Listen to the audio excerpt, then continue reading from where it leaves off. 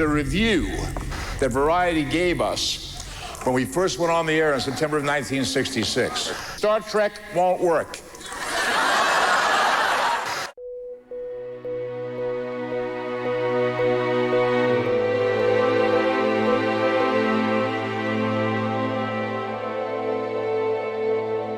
What was your impetus for this project? Where did it start? In November of last year, I approached Dad about the idea of doing a documentary on Spock as a part of the celebration of the anniversary of the original series. And the minute I suggested this to Dad, he was in. When word came out today that actor Leonard Nimoy had died, the president said, "I love Spock." I started acting about 8 years old and suddenly decided that I liked it enough to want to make a career of it, so I came to California in 1949. I loved Leonard. Leonard and I came from a lot of similar backgrounds.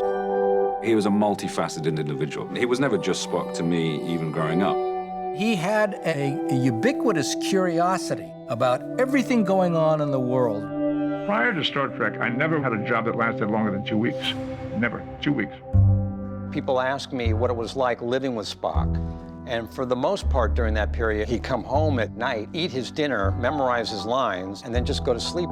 He was trying so hard to get this career going. It took a toll on his family life. That he was occasionally Leonard-like, but mostly he was Spock. Everyone feels a little bit like an outsider. I would argue the most interesting people seem to. I think people recognize themselves in him. One of the things that I really respect about your dad was his love and affection for the fans.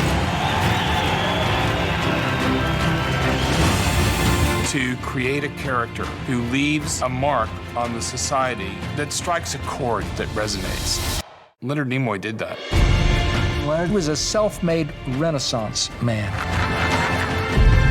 You made the world stand up and listen. Fascinating.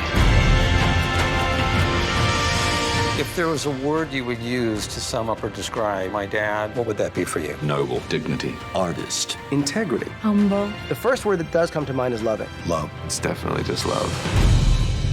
I have been and always shall be your friend.